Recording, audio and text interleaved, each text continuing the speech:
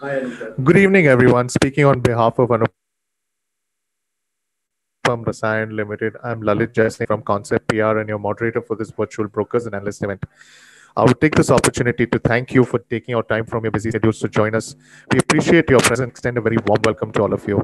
The objective of today's live session is to understand Anupam Rasayan's interest in raising finance via an initial public offering and what they do as a business organization. Under normal circumstances, this would have been an on-ground event, but we are all increasingly getting accustomed to this as a safer and more convenient format of attending and conducting the roadshow. We hope you garner the same or a better experience from the comfort of your office or home. Before I review the functionality of the webinar, I would bring to light that the company has had more than 4 decades of experience in the field of specialty and fine chemicals and has been executing complex processes for global innovators across Europe, Japan, USA, who have had a long-term view to practices and technologies that give its clients cost optimization besides reducing waste to almost zero discharge. Notably, it's one of the few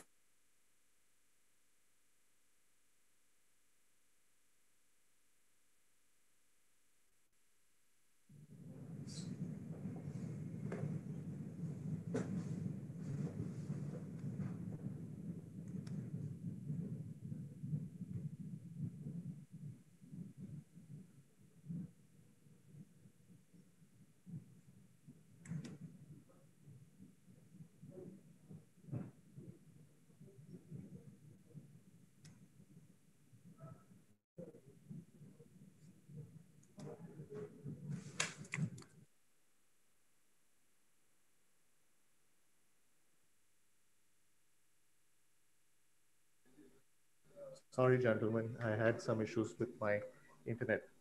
Uh, as I said, you'll be kept on mute throughout the event, and all questions will be answered via the Q&A chat box only, where you can type your questions in session or at the end of the webinar. Would request all participants to please limit yourself by typing the question. If we miss answering any of your questions, you can email us at ipotteam@conceptpr.com, and we will try to be swift in responding back to you. Going forward, it's a great pleasure to introduce our speakers of today. From the Lalit, company, we have Lalit, Dr. Kiran Patel, Lalit, Chairman and Promoter, sorry Mr. to interrupt Anupam you. Rasayan. Yeah, sorry to interrupt you. Your voice is breaking. I think is this in only my case or somebody other is facing difficulties? Just want to check. There is problem observed. Okay. Uh, I think could you hear me, sir, right now? right now it is okay. It's okay. Sorry for this technical difficulties. I was here introducing Mr. Anand, who's the Chief Financial Officer, and Mr. Rai, who's the Head of Sales. The representation of the bankers are Mr. Vivek Toshniwal, Executive Director, Investment Banking, Axis Capital Limited, Mr. Sandeep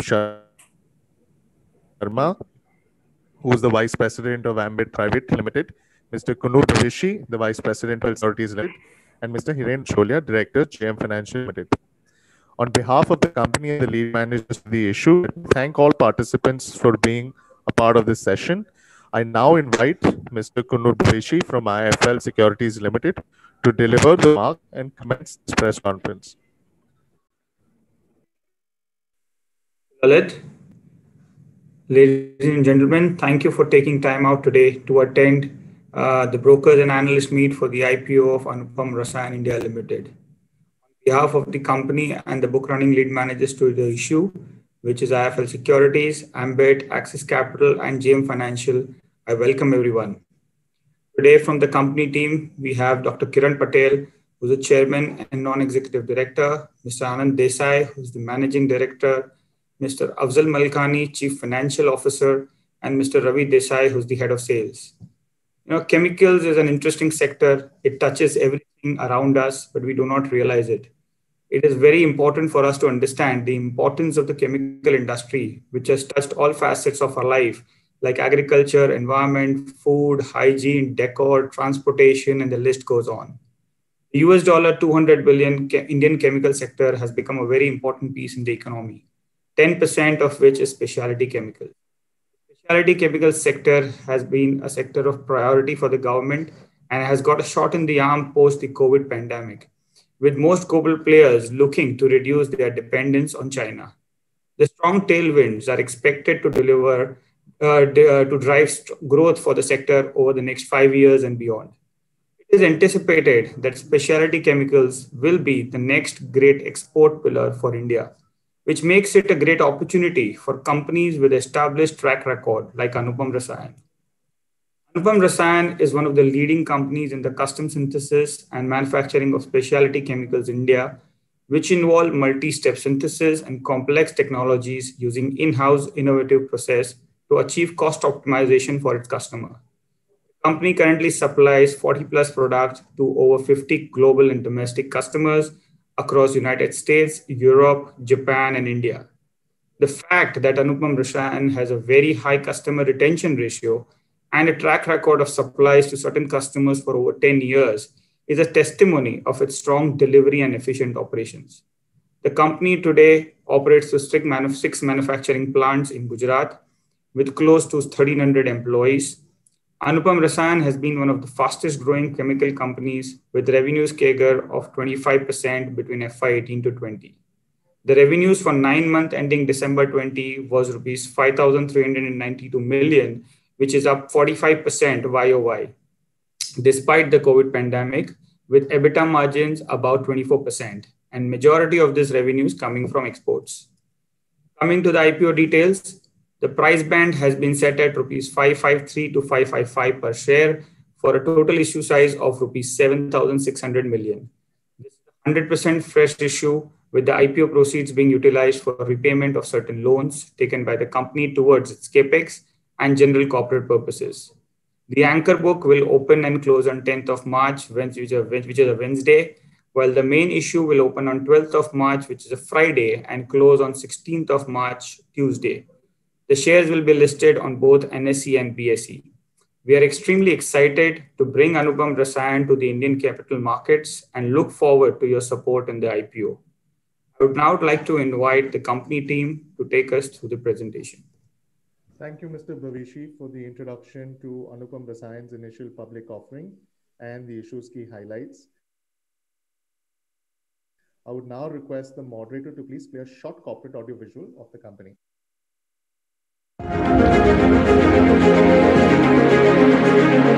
Life began with a chemical reaction.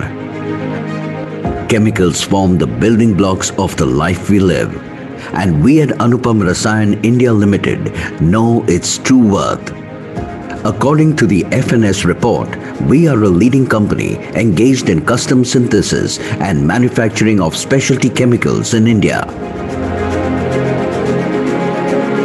We have two distinct business verticals: life science related specialty chemicals comprising products related to agrochemicals, pharmaceuticals, and personal care, and other specialty chemical comprising of specialty pigments, specialty dyes, and polymer additives. We manufacture agro-intermediates and agro-active ingredients for the agrochemicals industry, which are used in the manufacture of, amongst others, insecticides, fungicides, and herbicides. In the pharmaceutical segment, we focus on developing intermediates and key starting materials for active pharmaceutical ingredients, and may also be used in, amongst others, material sciences and surface chemistry. For the personal care industry, we provide antibacterial and ultraviolet protection intermediates and ingredients. Established in 1984, backed by experienced promoters and strong management team, continue to focus on custom synthesis and manufacturing by developing innovative processes and value engineering. We aim at differentiating our operations from other custom synthesis and manufacturing companies by developing in-house innovative processes. We emphasize on strong process development and research capabilities to enhance cost optimization and waste reduction. Since we have been able to implement the continuous process technology in certain of our manufacturing operations, we believe we have become a preferred partner for various multinational companies for manufacturing products utilizing these chemical reactions. We have a history of high customer retention and have been manufacturing products for certain customers for over 10 years. We have been a one-stop solution for process innovation and development of specialty chemicals for multinational companies in a cost-effective manner.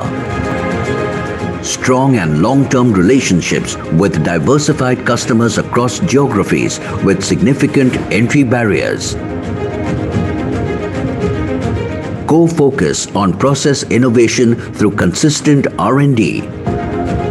Value engineering and complex chemistries. Our manufacturing processes include innovations like continuous process, flow chemistry, and photochemistry. The continuous process technology has distinct advantages over the traditional batch process in reducing the batch cycle time of a chemical production process and making the process safer and environment friendly as well as energy and cost efficient. According to the FNS report, we are one of the leading companies in manufacturing products using continuous and flow chemistry technology on a commercial scale in India. And all of this is made possible by decreasing dependency of raw materials from China. Our R&D team has successfully carried out multi-step synthesis and scale-up for several new molecules in the area of life sciences related specialty chemicals and other specialty chemicals, and as a result, expanded our commercialized product portfolio. Earning an international clientele from Europe, Japan, USA. A significant portion of our revenue is generated from the sale of exports across Europe, Japan, and the United States, with the Government of India recognizing our company as a 3-star export house. With 1,127 employees as of September 30th, 2020, 6 multi-purpose manufacturing facilities along with R&D facility and pilot plant. We have a target-driven approach to environment, health, and safety measures. RCM, reaction calorimetry, and DSC, differential scanning calorimetry tests are carried out during various stages of a new product before commencing commercial production. The processes are defined and introduced at our facilities only after hazard and operability studies have been performed before a commercial production of a new product. We are the proud recipient of sustainability rating, EcoVadis, and ISO accreditation. The company has a robust financial history from financial year 2018 to 2020, been stable since then. The revenue has seen considerable amount of growth while maintaining the margins and displaying growth in EBITDA and PAT.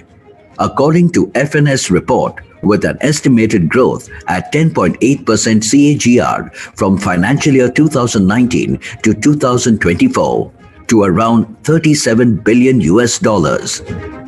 According to FNS report, Anupam Rasayan India Limited is a leading custom synthesis and manufacturing of specialty chemicals in India.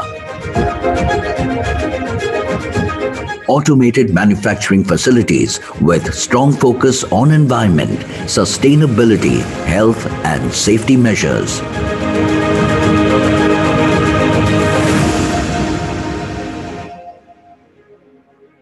Anupam Rasayan India Limited. The AV must have given you a crisp understanding of what the organization does, but it cannot get better from hearing from the technocrat management leadership. I would request Dr. Kiran, Mr. Anand Desai, Mr. Afzal Mankani to take us through the organization's journey, struggles, and victories subsequently take the attendees through the company's investor presentation to cover its financial details as well as touch upon its key strategies going forward. Dr. Patel, would request you to please share a few words before you can pass it on to Anand Desai. Thank you for having me.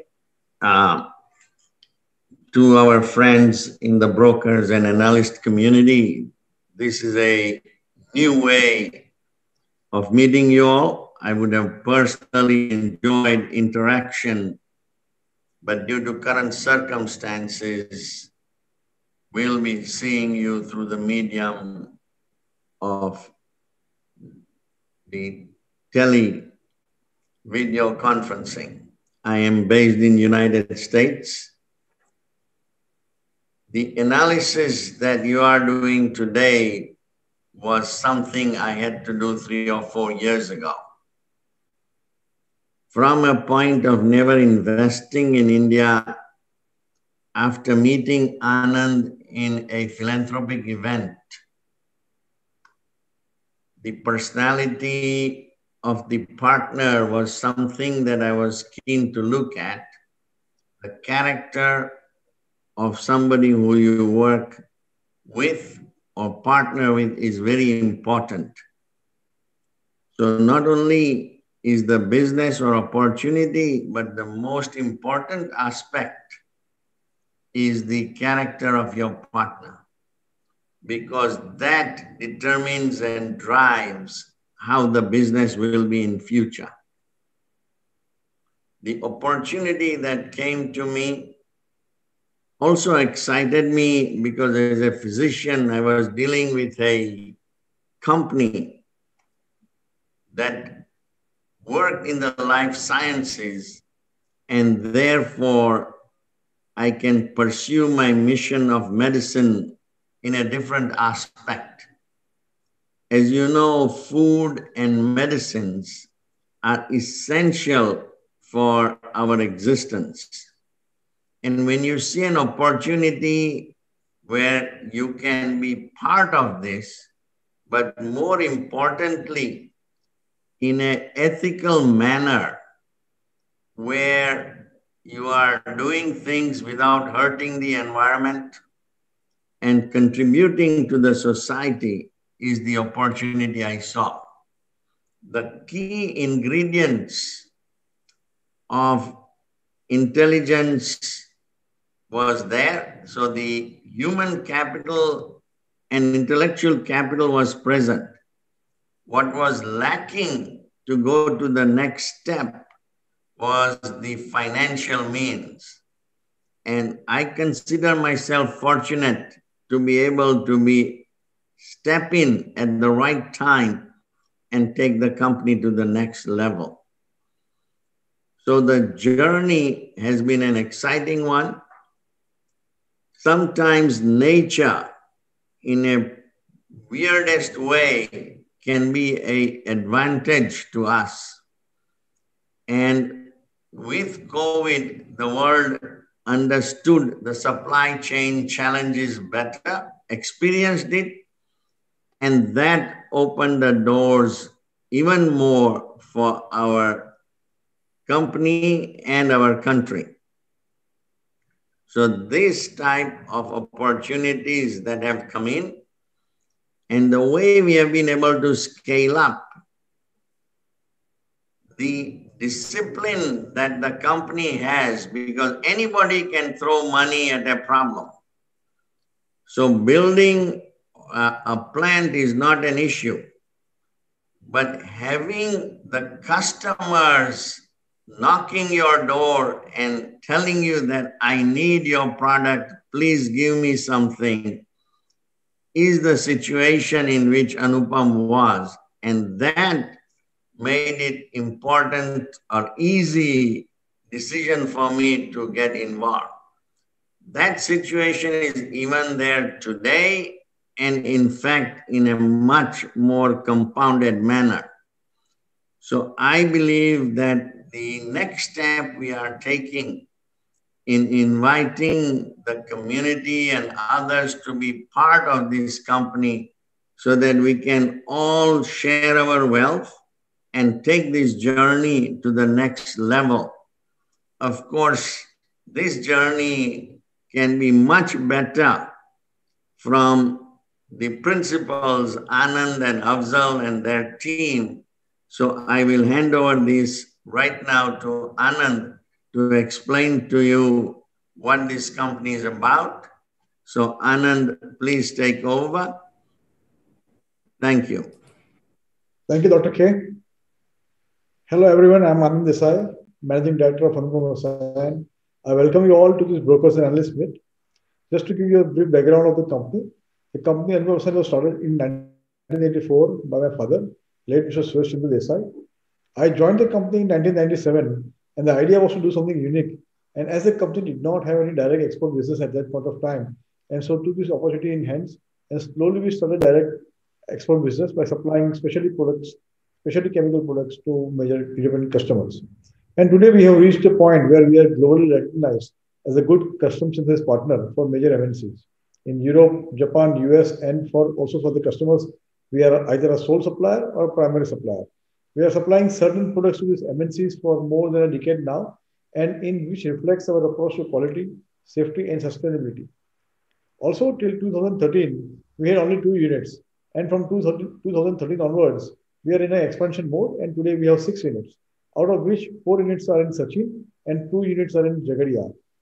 In the last 4 years, we have invested around rupees 800 crores as a front-end capex, and which has resulted in a robust financial performance. Our top line has grown from rupees 284 crores in financial year 2017 to rupees 540 crores in financial year 2020. This has resulted in an annual growth of 24%, and at the same time, maintaining our high margins. Especially post-COVID, that is in the last 9 months, we have been able to grow our business at 45% in spite of the pandemic. And we believe this growth rate should continue in the midterm. At the same time, we have invested in human capital. Our workforce has expanded from 260 people in the year 2013 to 1,300 people today in 2021. And the company has a minimal attrition rate of 5%, and which showcases our work culture and also atmosphere in the company. The company, despite being started as a family-run company, now works as a professionally managed company. All the key decisions are taken by the core team, which have multidisciplinary background, and with the large investments completed in the recent years, that is in setting up of new units. And with this stellar past financial record, we are now embarking on a new journey in the future with this IPO. And it is a firm belief that this step of ours will take the company close to the management's vision of being one of the top specialty life sciences company globally. And this will ensure, and we will ensure to grow the values of our existing as well as new stakeholders. I would also like to thank Dr. Kiran C. Patel, who is our chairman, and without whom this growth of the past few years would not be possible. And finally, at the end, I would like to thank all the merchant bankers, legal counsels, Concept PR, and Anupam's team. And with the support of everyone, we have been able to take our company public in a very short span of time. Thank you. Thank you, Dr. Desai. We'll now have Mr. Malkani, to come on screen and present the investor presentation. Yeah, sure. Good evening, everyone. I am Afzal Malkani. I take care of the finance of the company. We are glad to welcome you all to this Brokers and Analyst Meet. So please allow us to give you a brief overview of our company.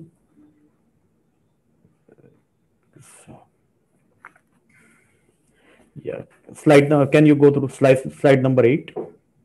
So we started our activity in 1984, and we have 36 years track record of excellent performance. At the beginning, the company was engaged in the manufacturing of conventional products, and it evolved into the custom synthesis and life science specialty chemicals and other specialty chemicals, which involve multi-step synthesis and complex chemistries. We have an excellent track record of developing innovative processes for majority of the products manufactured by us.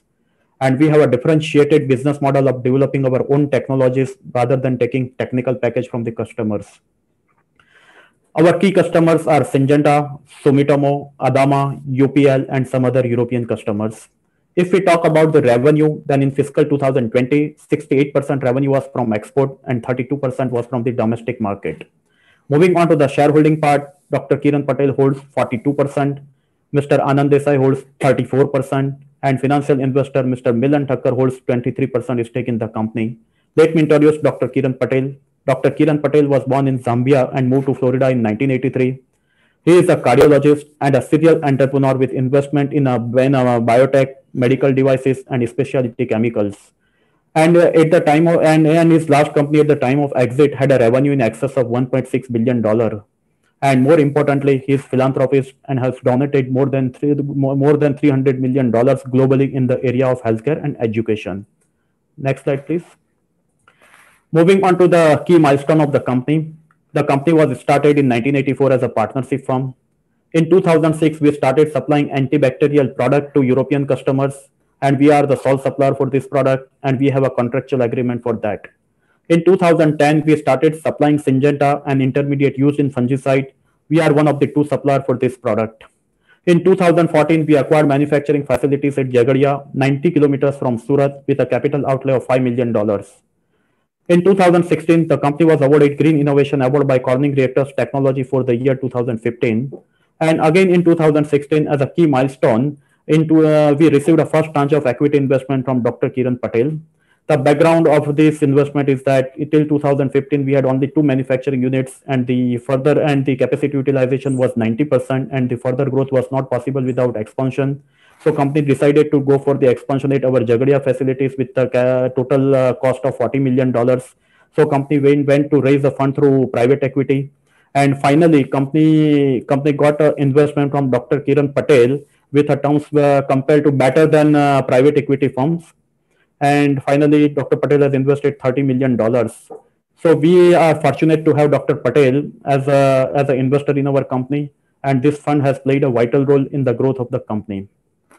Moving on to the 2017, we started supplying insecticide intermediates to Sumitomo Chemicals in Japan. Now again, as a key milestone in 2018, we received external commercial borrowing, unsecured loan of $35 million from Dr. Kiran Patel at a concessional rate of interest of 3% per annum. The background of this investment is that at the beginning of 2018, we started receiving a lot of inquiries due to rising demand from end customers, particularly from Japanese customers. At that time, company had a surplus land and regulatory permission was available, but again the constraint was fund. So the company approached Dr. Patel for additional fund, and Dr. Patel acceded to our request and gave unsecured loan of $35 million at a concessional rate of interest of 3% per annum. So again, this fund was instrumental in the growth of the company. In 2018 itself, we started expanding with setting up of a large-scale multi-purpose life science specialty chemical plants at Jagadia with the total project cost of $40 million. And this project was commercialized in March 2020. And in 2019, we started expanding with setting up of a multi-purpose fluorination plant at our Sachin. And this also includes a small block of pharma intermediate as well as R&D and pilot facilities. This project was commercialized in February 2020. And in November 2020, we received a certification of DSIR, Department of Scientific and Industrial Research, for our R&D center at unit number 6. Next slide, please. We have 2 distinct business verticals.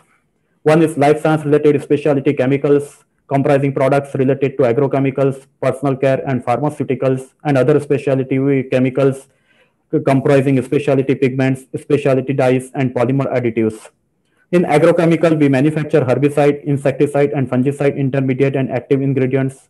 In personal care, we manufacture antibacterial products. And in pharma, we manufacture key starting material for the API.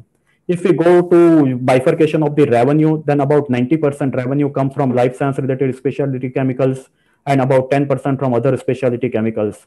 If we further bifurcate, then out of this 90% from life science related specialty chemicals, about 70% comes from agrochemicals, about 13% from personal care, and about 7% from pharma.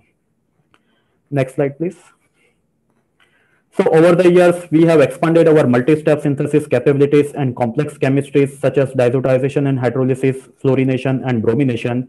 And we are one of the few companies which can manufacture using such a wide chemistries under one roof. Our R&D team also help us in developing new technology to reduce the cost of production, simplify manufacturing process to improve safety, and to minimize the effluent load.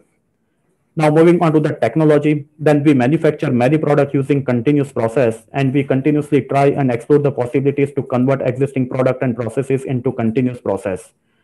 Manufacturing products with continuous process is highly challenging, but it has advantages like requirement of relatively small reactors and systems, less consumption of solvent in reaction process, reduction in operational and handling cost, and minimization of waste and effluent generation, good quality, and better safety. So again, Anupam is one of the few companies which can manufacture products with a continuous process on a commercial scale. And now, apart from manufacturing products with continuous process on a plant, we are also developing a continuous process with a flow chemistry and photochemistry. In flow chemistry, reactions are carried out at a gram-kilogram level with the flow of 10 kg per hour to 300 kg per hour. In flow chemistry, micro and tube reactors are used for the reactions, and in spite of this, we can produce in tons on a daily basis. And flow chemistry requires continuous and accurate feeding of raw material using flow pumps, and it also allows a continuous withdrawal of the products. The benefit of the flow chemistry are very similar to continuous process. In addition to that, it allows a very low concentration of chemicals, allows a multi-empty reactions on desktop plan, safer operation, improved quality, and minimization of waste and effluent generation. In the flow chemistry, we use Corning G1 reactors for the lab scale and Corning G4 reactors for the commercial scale. So we can seamlessly scale up from R&D to plant, and by doing this, we get high purity material with reduced impurity. Now, apart from this continuous process and flow chemistry, we are also developing technology and process for photochemistry. In the photochemistry, we are at the development stage, and we are developing about 3 products. In flow chemistry, in photochemistry, we use G1 photochemical reactors for the photochlorination and photobromination to make high-value pharma products. And this reactor uses high energy efficient light sources, LED. Next slide, please. Now, moving on to the important part of the presentation. There are key 6 strengths of the company. We will go them by one. We have a strong relationship with our various customers, which has helped us to expand our product offering and geographic reach. We have history of high customer retention and have been manufacturing product for certain customers for more than 10 years. We have a long-term and medium-term agreement with our customers, and validity of this ranges from 2 to 5 years. This gives us a clear visibility about our future revenue and cash flows. And in specialty chemicals, the process for acquisition of new customer is quite long and usually takes 12 to 24 months, depending on the complexity of the product. Now, moving on to the geography of revenue, then out of 68% exports, 36% comes from Europe, 6% comes from Japan, 4% comes from USA, and remaining 22% from Singapore and other countries. We are working on an open and transparent cost model. Also, we consistently supply to our customers high purity material with better impurity profile compared to our competitors. So our customers are willing to give premium rates for the quality and consistent supply, which enables to improve our margin further. Most importantly, we try to manufacture most of the products with credible alternative routes in which we can reduce the consumption of raw material and solvent and minimize the effluent. This allows us to pass the benefit to the customers. There are significant entry barriers in custom synthesis, as it requires customer validation and approvals, stringent specification, and high quality standards. In addition to this, our customers are also required to register the manufacturers with regulatory bodies as a supplier of intermediate as well as agroactive ingredients. In addition to this, our customers generally don't prefer to share product-related information with numerous manufacturers in order to restrict the spread of confidential information. Next slide, please. This chart gives an idea about the end-to-end process for custom synthesis manufacturing operations. This process starts with the customer inquiry. First of all, we check 2 things. One is the safety profile, and second is the effluent profile of the products. After that, we prepare the lab sample, and along with the paper costing, we submit the sample to the customer. After that, we start the pilot trial. At the pilot level, we final costings.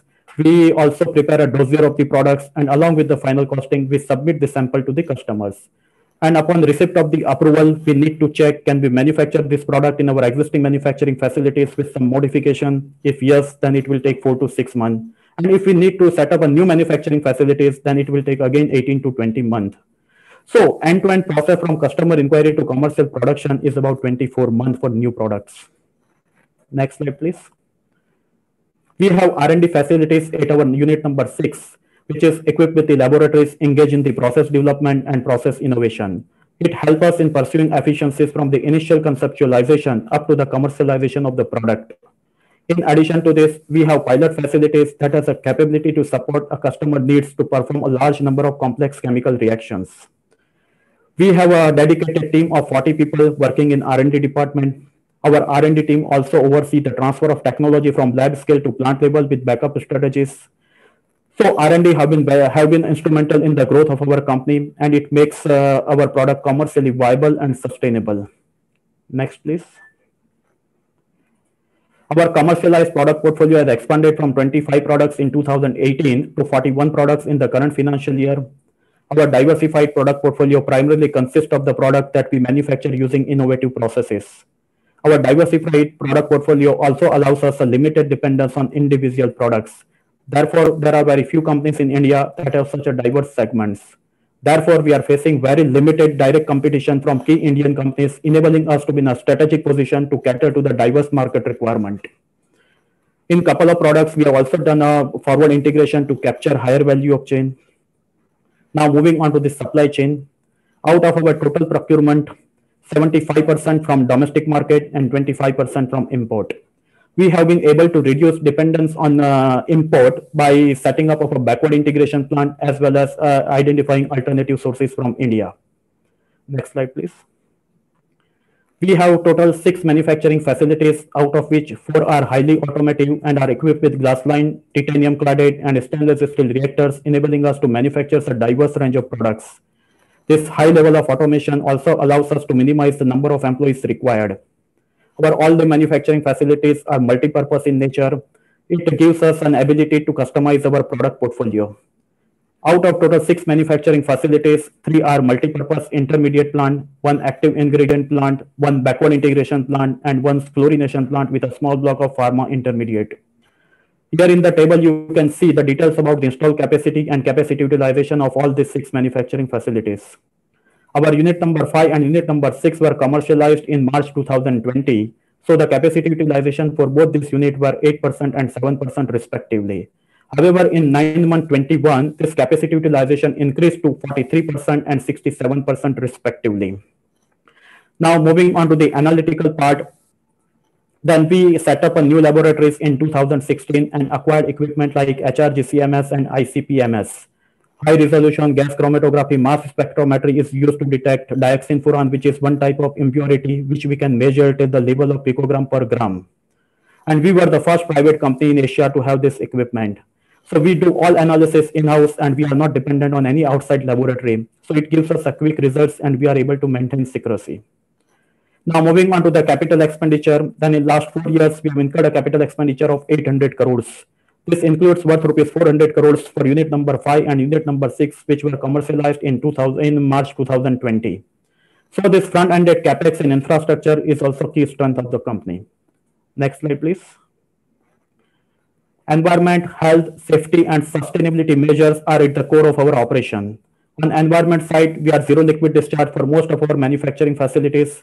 We have achieved zero liquid discharge by setting up of a multiple effect evaporator system and soil biotechnology.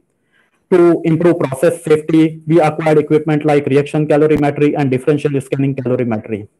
We are together for sustainability assessed company and we obtained silver grade in 2019. Next slide, please. We are led by experienced promoters, some of whom have significant experience in the chemical sectors.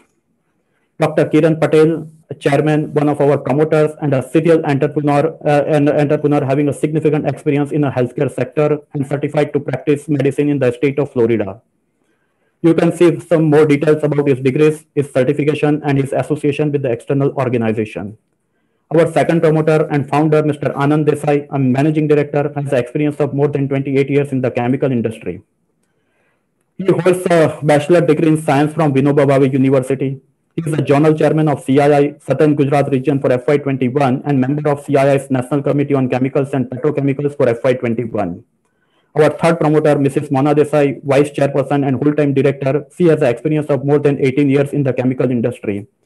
She holds a bachelor degree in home science from SNDT Women's University, Mumbai. We have also Mr. Milan Thakkar, non-executive director on our board. Apart from this, we have 4 highly experienced independent directors on our board. They are Mr. Hetul Mehta, Dr. Namrata Jariwala, Mr. Vijay Kumar Batra, Mr. Vinesh Kumar Sadekar. Going forward, the company will benefit from their expertise in agro and pharma background. Next slide, please. Moving on to the organizational structure, the chairman of the company is Dr. Kiran Patel, and the management team is headed by Mr. Anand Desai. We have commendable employee retention rate. The marketing department is being looked after by Mr. Ravi Desai. He has been with the company for more than a decade. Second example, Dr. Nilesh Kumar Nayak, head of technical as well as R&D. He has been with the company for more than 3 decades. Third, Dr. Anush Thakur, head of process optimization as well as head of unit number 2. He has been with the company for more than 15 years. Fourth, Mr. Thomas Braganza, he has been with the company for more than 37 years, and he is responsible for overall maintenance of all the manufacturing facilities. And Ms. Suchi Agrawal, our company secretary and compliance officer, has been with the company for more than 8 years. Thus, as a whole, we are able to retain our 95% of human capital, and the benefit of is that the knowledge remains within the company. We employ total 1,291 permanent employees plus 500 contractual employees. This includes about 7 PhDs, 150 engineers, graduates, postgraduates, and other professionals. Next slide, please. Moving on to the strategies of the company, there are 4 key aspects of the strategies of the company. We will go through them one by one. Number 1, our focus will continue on multi-step synthesis product, say about 15 to 17 steps, and we have the capability to perform wide range of chemistry step in-house. We can understand in a way that the customer who are looking to outsource any products that involves 15 to 17 steps prefer to deal with the manufacturers who can do our entire product in-house only. If they do with the manufacturers who can do only 5 to 7 steps, then it would be very difficult and time-consuming work to manage the entire supply chain for them. So we are in a better position to become a preferred partner for such customers. In addition to this, we will continue to focus on value engineering by replacing low-value products with high-value products to increase revenue and bottom line. And also our strong relationship with existing customer is based on trust, quality, sustainability, DOT delivery on time, cost effectiveness, and competitiveness. So we intend to capitalize on long-standing relationship with our existing customers by selling few more products to them. And every year we add 3 products with the existing customer product portfolio. Now moving on to the number 2, we all know what opportunities are available to Indian specialty chemical players because of the global customers China Plus One policy. In addition, Indian specialty chemical market is expected to grow at 11% over a period of next 5 years. And India accounts for only 2% of the global specialty chemical market share. So this indicates a huge scope to increase the business. Therefore, as a second strategy, we aim to expand our business by grabbing such opportunities via organic and inorganic growth. In addition, Government of India's Make in India campaign will significantly help us. So we have been evaluating potential acquisition in specialty chemicals and other verticals and will continue to strive for the inorganic growth of the company. However, we are very careful and selective in the acquisition process, and we believe that such acquisition will support our long-term strategy and strengthen our competitive position. Now moving on to the number 3. We aim to focus on molecules which are patented, are in early stage of life cycle, and are of a high value and low volume and involve a complex chemistries. Apart from this, we plan to expand our chemistry expertise by adding new reaction capabilities at our manufacturing facilities. And we intend to emphasize on a wide range of complex chemistries such as Grignard, ethylene oxide, amoxidation, and isobutylene. And very few companies in India can manufacture a product using such a complex chemistries under one roof. Moving on to the number 4th strategy, we are working on 2 areas in this. First is increase in productivity via process improvement, and second, reduction in overhead. We will continue to focus on process improvement to increase the yield and productivity. Our R&D will continue to develop innovative processes by redefining and redesigning the process given by the customers. In couple of existing products, we have even changed the route of synthesis and consume less expensive material and solvent. And this has been widely appreciated by the customers. And as discussed earlier, the key differentiator of the Anupam is that we generally don't take a technological package from the customers, but we develop our own manufacturing process. The second area is reduction in overheads. We are going to implement a cost reduction program in which we are looking for significant savings in the area of logistic cost, finance cost, environment cost, job work charges, as well as energy cost. So with implementation of all these four strategies, we are looking forward a consistent growth in the coming years. Next slide, please. Now moving on to the financials and business performance. We have demonstrated consistent growth in terms of revenue and profitability. Our revenue from operation have increased at a CAGR of 24% from rupees 341 crores in 2018 to 529 crores in 2020. Further, we have been able to continue our robust growth despite the impact of COVID-19 and nationwide lockdown in India. Our revenue from operations significantly increased by 45% from rupees 371 crores to 539 crores in December 2020. Here you can see the details about the export and domestic. About 65% revenue comes from export. Again, you can see that our sales from the Japan increased from 6% to 15% in the current financial year. This is due to the addition of new products with the Japanese customers, Sumitomo Chemicals. Also, there is an increase of domestic sales from 32% to 39% due to the addition of domestic customers like UPL and other pharma customers. Our top 10 customers contributes 84% of the total revenue. However, no one is more than 15%. Next slide, please. Our EBITDA margin after considering the other operating income increased from rupees 82 crores in 2018 to 145 crores in 2020. And our EBITDA margin after considering other operating income increased from rupees 105 crores in December 2019 to 155 crores in December 2020. There was a little dip in EBITDA margin in 2019 because our revenue grew from 341 crores to 501 crores in this year. This is due to the addition of new products, and in the initial year of the commercialization of the products, the margin is on a lower side. But however, in 2020, it got stabilized, and our EBITDA margin again improved to 26%. Our PAT margin are stable, about 10%. There is some slight reduction in the recent years due to the high finance cost and depreciation. Now moving on to the gross block and the borrowings. Then our gross block stands at 1126 crores and borrowing stands at 842 crores. This borrowing includes 200 crores for the working capital facilities. So we can say that our total capex funded 50% for 55% funded by debt and 45% with the mix of internal accruals and equity. Our return on equity is on 10%. This is due to the front-ended capex of 800 crore rupees in last 4 years. So going forward, we are going to utilize maximum utilization of unit number 5 and unit number 6. So this will be significantly improved. Next slide, please. This is the snapshot of profit and loss account, and you can see how the revenue and expense have increased in last 4 years. This is the snapshot of balance sheet, and you can see how assets and liabilities have moved in last 4 years.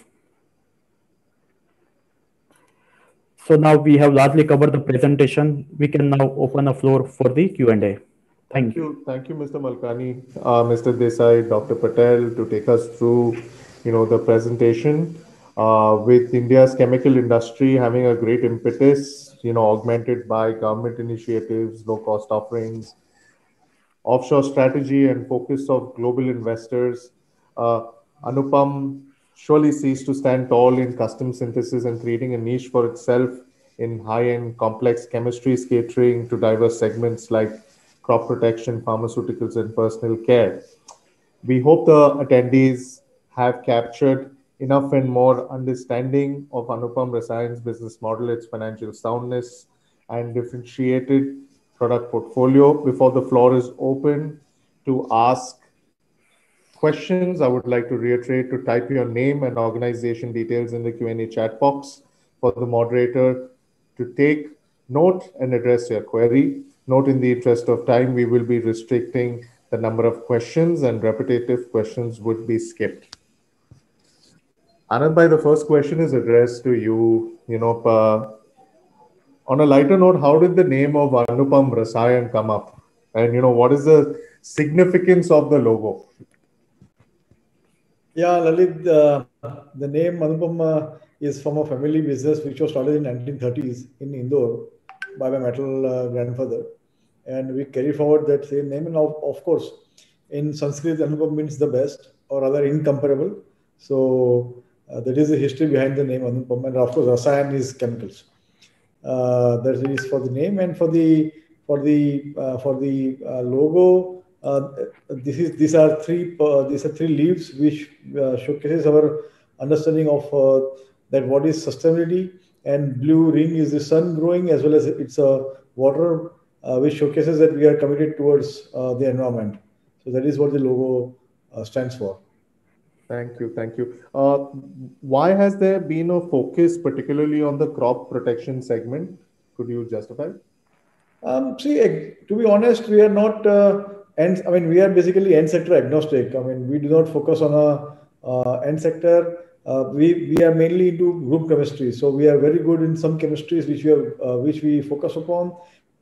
And those chemistries find an end business either in agrochemicals or a pharma or a polymer. So that's what we focus upon. Of course, agrochemicals have a large volume base, and that is what our interest is. And we were able to get very good opportunities from a long-term perspective also, which made us focus more on the agrochemicals. But to be honest, we are an end sector agnostic. If tomorrow morning a product which falls in our chemistry is in a pharma or in a polymer or even in a rocket fuel, we will do that. Okay, so I mean, for the brevity of the audience, could you explain what do you mean by custom synthesis process or a multi-step synthesis process? So basically, custom synthesis is something which we do mainly for a product which is to be supplied to a customer on its own bed. So that is a specialty measure. It is supposed to be supplied to that customer himself. I mean, for that product, it is not supposed to be used for something else. That is what custom synthesis stands for. Okay, so from the MNC point of view, do you see a lot of the global partners of yours adopting a China plus one offshore strategy? What makes India a good investment bet, in your opinion? Yeah, I think from 2016 we've been seeing the tailwinds in the Indian chemical industry because of the de-risking of China as a country. Too much business was dependent, manufacturing of business was in China, and the MNCs understand this now, and that is what is happening going forward. And we see it in how we have been growing, how the Indian chemical industry has been growing, and the specialty chemical industries which are listed, non-listed, all have been doing great way in this last 5 years. Thank you. So there's a question in asking that even though there is an improvement in revenues in H1 FY21, there is no movement in PAT. Can you let us know the reason behind this? Abdullah, can you take it over? Yeah, sure. So if you see the EBITDA margin is on a higher side, but yes, there is the PAT margin is stable. This is due to the high depreciation and high finance cost. Okay, so from your net proceeds, you'll be doing a prepayment, repayment. Is that going to have an impact on your cost, on your finance cost going forward? Yes, we are going to repay our entire external debt of 563 crore rupees, for which we are paying 50 crore rupees per annum. This entire debt will be repaid. Okay, so there's a question which asks that, let us know about any of your CapEx plans which are under progress, and, what will be the target date for completion of this, CapEx, any future CapEx, in plans by the company over the next 2-3 years? Current CapEx cycle has been completed. Now our first target is to maximum utilization of our unit number 5 and unit number 6. But however, we have a couple of projects from the customers we have, but we will evaluate the situation, and after evaluating the performance of Q1 22, and after that we will take a decision on the future CapEx. Currently, we don't have any CapEx plan. Okay, sir. There's a question which asks that, what is the reason for higher working capital, particularly debtors? What is the range that one should expect this to be over the next 2 years? Yeah, the working capital is on a higher side due to inventory and receivable. The inventory is on higher side, about 6 months. This is due to mitigate the price volatility risk, because with the customer, we give a single price to our customers with whom we have a contractual agreement like Syngenta and Sumitomo. But in every year in December, we finalize the price for the ensuing calendar year. But on the other side, our supplier does not give single price for more than 3 months. So we keep a 6-month inventory and 3-month back-to-back agreement with our suppliers. So in this way, we hedge 9-month risk. This is the reason for the high inventory and high working capital cycle. And second reason is on the receivable side. Receivable side is currently 90 days due to the introduction of the new domestic customers as well as the pharma segments. So it is about 87 days. However, going forward on the inventory side, we are looking to improve to 150 days over a period of next 2 years, in the range of 135 to 140 days over a period of next 2 years. And on the receivable side, we are looking for improvement from 87 days to 60 days over a period of next 2 years. Okay, sir. I know you've reiterated this while your presentation was on, but what is your revenue exposure in terms of percentage when it comes to agrochemicals, pharma, and the other industries? This is in the same proportion. Agrochemical about 70%, personal care about 13%, pharma about 7%, and 10% other polymers and other miscellaneous. So what will be the company's focus going forward? Is this ratio going to be the same? Yes, ratio will going to the same. Yeah. So we are growing in all the 3 areas. Okay, there's a question pertaining to your raw material prices of your raw materials, be it parachlorophenol and dichlorobenzene have been very volatile. How has the company looked at this, and which one of them is your key RM? Are both your key raw materials that you procure? Both are our key raw materials. For the dichlorobenzene, we are already backward integrated. We set up a plant in 2017 for this dichlorophenol, metadichlorophenol. And for the other product is PCP, parachlorophenol, for which we have a 6-month inventory at any given point of time, as well as we have very good relationship and a long-term contract with a domestic supplier also. So, sir, your metadichlorobenzene, in terms of source, you get it's 100% sourced by you only, or do you procure from outside? Out of our total requirement, 60 to 65% from our own plant we manufacture, and 35% from Japanese supplier, not China. Okay, sir. And what about chlorophenol? Where do you source that from? 75% from the domestic supplier and 25% from China. Okay, sir. There's a question which requests on sharing the revenue breakup from life sciences. How much pharma, agrochemical, and personal care constitutes? How is the mix over the next years? And of course, you've reiterated that the ratio is going to be the same going forward. Yes, this proportion is expected to continue over a period of next 3 years. And there's a question which also further reiterates and asks that, how is the gross margin, in terms of difference across all these segments? The gross margin are very similar in all the three sector, pharma, agro, as well as personal care. You can consider our gross margin in the range of 53 to 55%. Once the product is at a mature stage, maybe from the 2nd or 3rd years, the margin are on higher side. And in the 1st year of the commercialization of the product, the EBITDA margin is on lower side, or a gross margin is on lower side, whether it is pharma, agro, or a personal care. Sir, is there any reason for keeping such high inventories? Yeah, first we are giving a single price to our customer. So to mitigate the price volatility risk, because the price may go by 100% over a period of next six month span of time. So we don't want to take a risk on that side. And in addition to this, certain agreement with our customers also required to keep a minimum inventory of raw material and finished goods. Also, we need to consider an unforeseen situation also, like COVID current pandemic situation. in which if we would not have built up this level of inventory, then it would not have been possible to supply the supply to the material to our key customers with whom we have a contractual agreement like Syngenta and Sumitomo. So, who are your main competitors at a national and international scale? What are your current manufacturing, capacities compared to the competitors?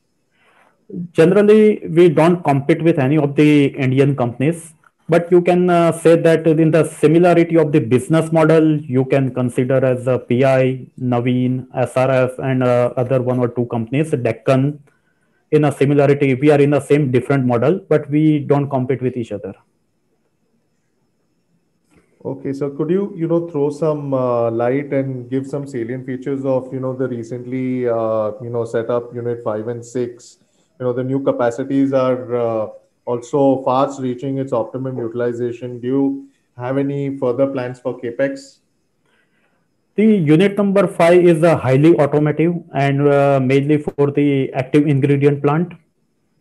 And now we are not planning for any CapEx at our unit number 5.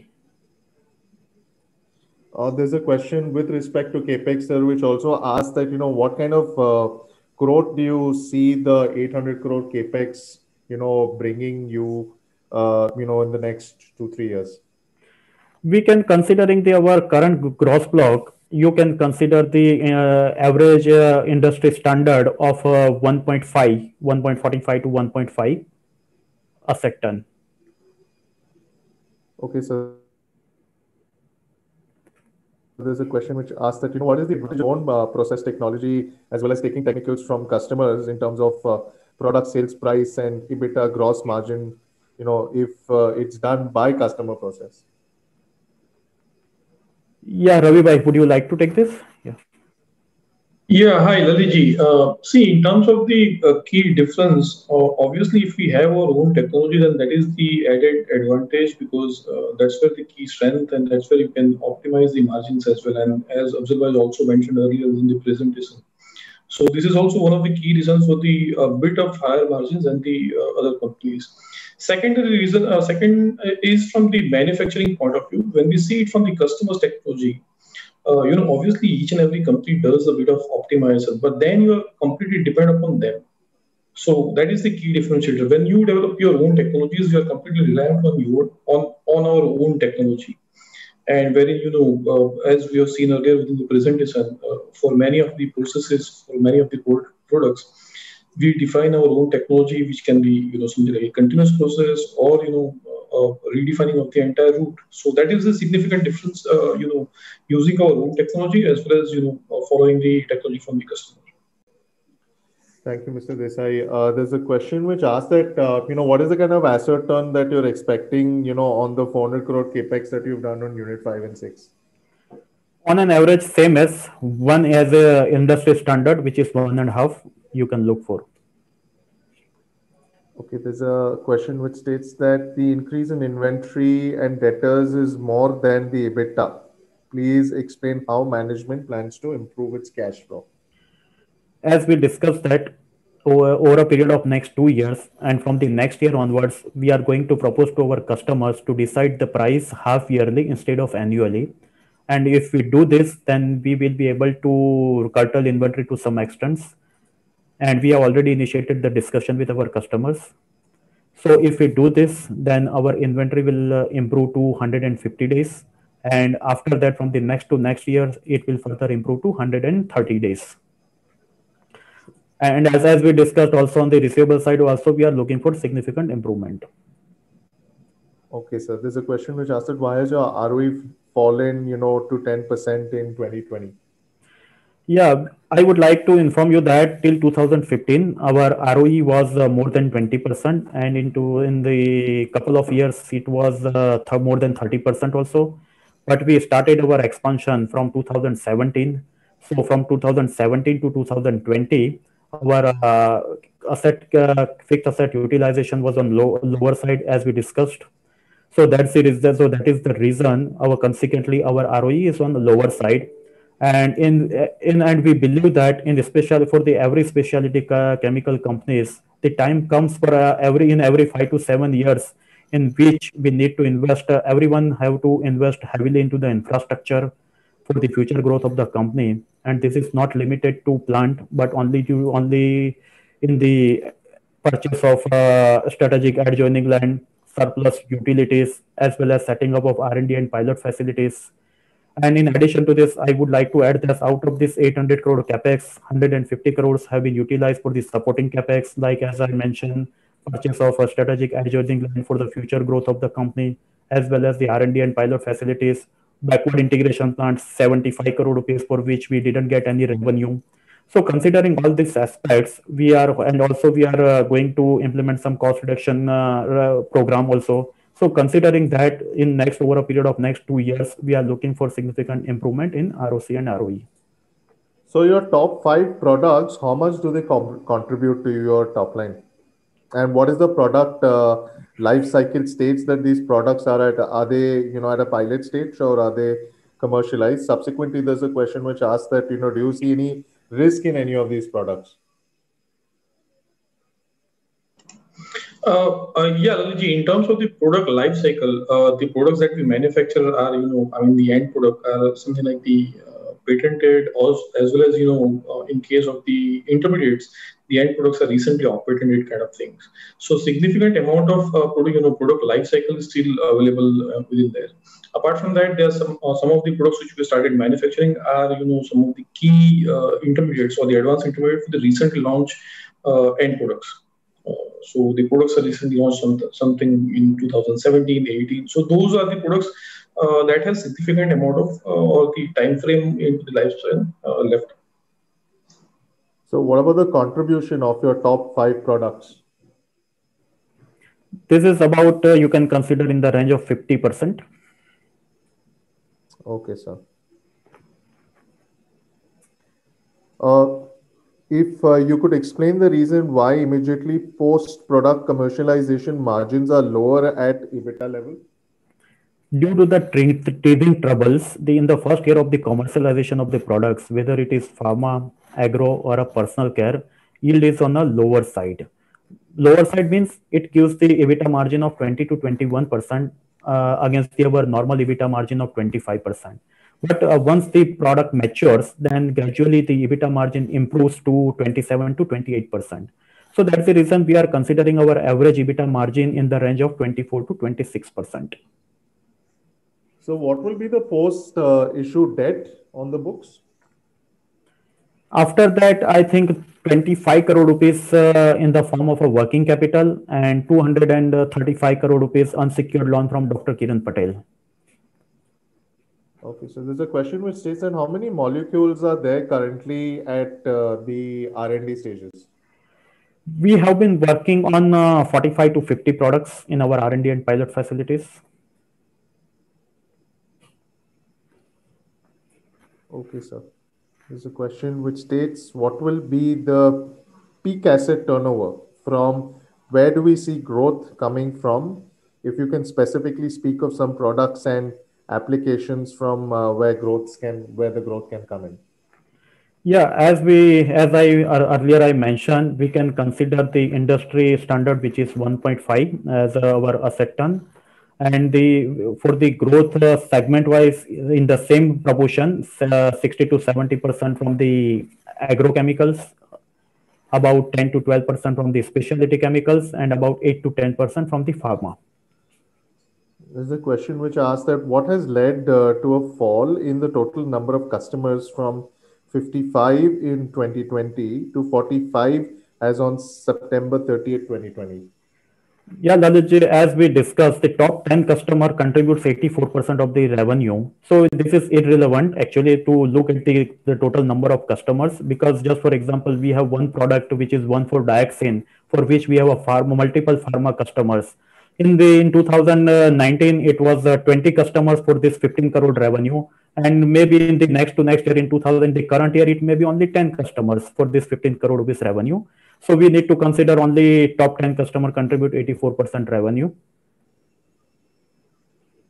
Okay, so there's a question which states that, given the, government's focus on organic and natural farming nowadays, do you think that this is going to affect your revenues, considering that you're exposed to the agriculture sector? Not in a near term or a medium term. Okay, sir. Just 1 minute. Let's just receive some more questions from the attendees. So there's a question which asks that what is the percentage of our sales from products where we are the only key major supplier? For this, all the top 10 products, we are either one of the two suppliers only. Either we are the sole supplier or one of the two supplier only, or in the maximum, we are the number three supplier. So we are the key supplier only for all this with all these top 10 customers. Okay, so another question why in FY20 revenue grew only 5% versus 47% in FY19? Because we were expecting our unit number 5 and unit number 6 will commercialization of this unit number 5 and unit number 6 in October 2019, but this was delayed by 4 months due to delay in civil activities. And unit number 5 and 6 were commercialized in February and March respectively. So that's the reason we didn't get any revenue in 2020. So that's the reason there is a 5% growth in 2020 only. Adding to that, sir, how much time does it generally take to ramp up a unit after commissioning? About 4 to 6 months. Okay, so what is your current tax rate and the expected tax rate going ahead? Expected tax rate, we can consider 24 to 25%. Okay, sir. What are the benefits that the company enjoys under the export promotion schemes? Actually, till date, it was MEIS, but now it has been replaced by RoDTEP. Okay, sir. Just 1 minute.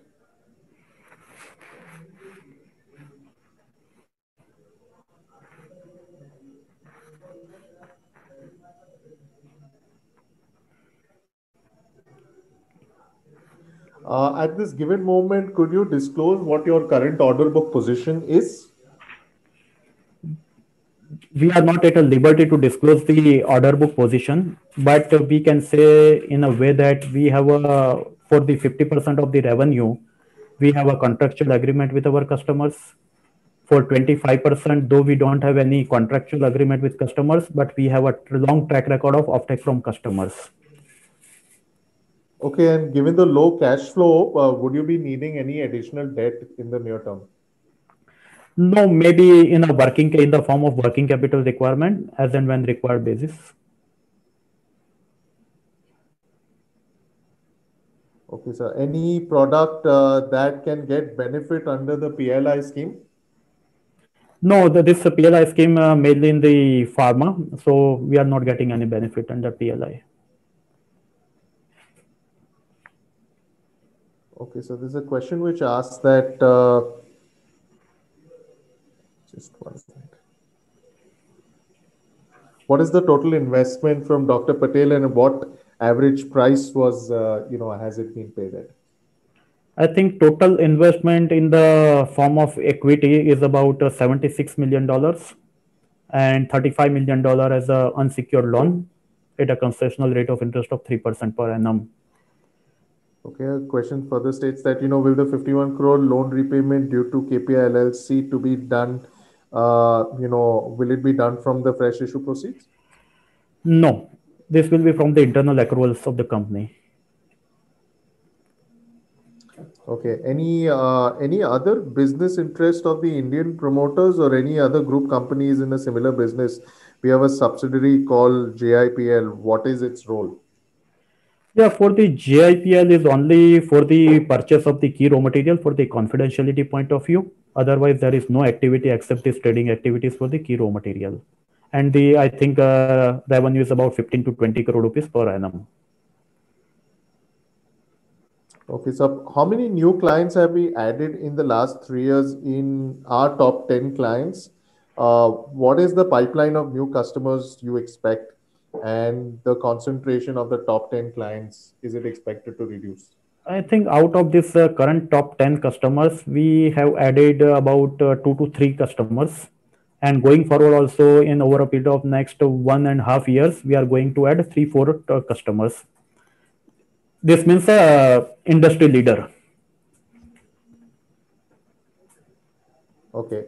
You mentioned that you're planning to enter into the fluorination business. What is the plan there? And do we have any differentiation in this space? Yeah, in the fluorination, yeah, we are in the future when we plan our next capex cycle, then definitely we will do some investment in the fluorination. But recently we already invested in fluorination about $12 million.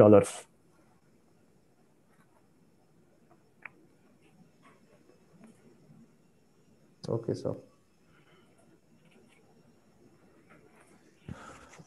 I suppose there are no more questions coming in. If there are any further questions that are to be addressed, we will respond back to the attendees over email. Thank you everyone for showing interest in knowing more about the company and its leadership and its future potential. I would now like to call upon Mr. Hiren Rai Pancholia to make the closing speech before we end today's webinar. Thank you, Lalit. I think it's been an exciting journey with the management of Anupam Rasayan working on this transaction and also with Dr. Patel. We believe that we've got an exciting story to get to capital markets and it will be well received. We elicit your support on the IPO. Just to reiterate the key issue details, the IPO price is 553 to 555 per share. The anchor is on March 10th. The issue opens on March 12th and closes on March 16th. We intend, and the target is to list by 24th of March. So with this, I'd like to conclude and thank everyone on behalf of the company and the book running lead managers. Thank you so much. Thank you. Thank you, Mr. Rai Pancholia, esteemed audience. We've now come to the end of the webinar. We look forward to your participation and support on making this initial public offering a great success. Wishing you all a great day and keep safe. Thank you.